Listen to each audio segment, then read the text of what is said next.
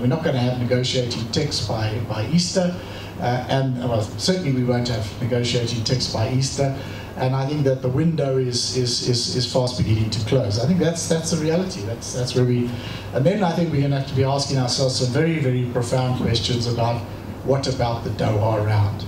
Is it now dead? I mean, I think that we have other options. Many of us have other options.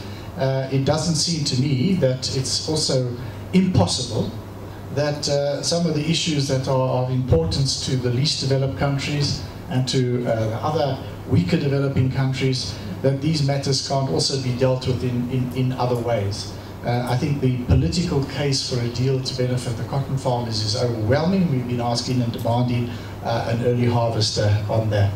So I think that that's essentially where we find ourselves in the negotiation. I think that basically there are two choices. Either this thing doesn't go anywhere, which I think is probably the most likely scenario, or if it does, then we're going to be asked to pay a packet more. That's basically it. There are now some discussions. People are starting to say, well, and this coming from the developed world, well, problem with the Doha round is that we now need to accept the 21st century realities.